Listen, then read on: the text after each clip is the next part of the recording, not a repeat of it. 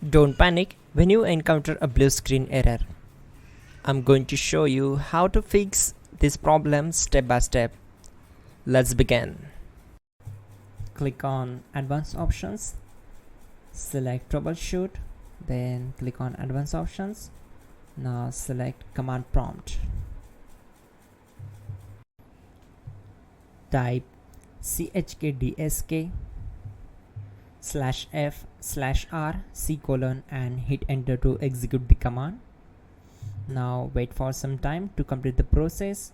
Once done, move to the next step. Now type C:" and hit enter. Then type cd space C:/ and hit enter. Now execute this command. Type cd space Windows and simply hit enter. Now type cd space System32 and we need to execute this command. For that, simply hit enter.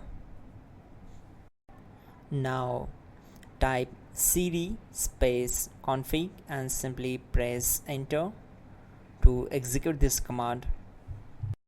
Now execute this command carefully. Type in md space backup and simply hit enter to execute it. Now execute this command. Type copy space *** space backup and simply hit enter. Now execute this command. Type md space backup1, then hit enter. Now type copy space *** space backup1 and hit enter. Type in cd space regback, then simply hit enter. Then type dir and simply hit enter. Now type copy space *** space ... and hit enter. Then type all and hit enter to execute the command. Now type bootrec space /fixmbr and hit enter to execute the command. Type bootrec space /fixboot and hit enter. Type cd space C:/ and hit enter. Now type cd space Windows /System32 /config /regback and hit enter to execute. Type bcdedit space /export space C:/ /bcd backup and simply hit enter to execute this command.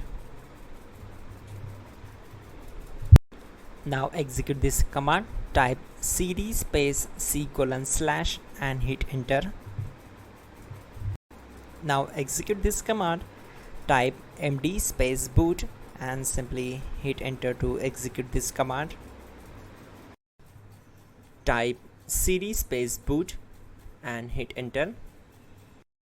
Now type md space bcd and hit enter. Now execute this command. Type cd space C:/ and hit enter. Type attrib C:/boot /bcd -h-r-s and hit enter. Now type ren space C:/boot /bcd space bcd.old, then simply hit enter to execute this command. Now execute this command. Type bootrec space /rebuildbcd and simply hit enter to execute this command.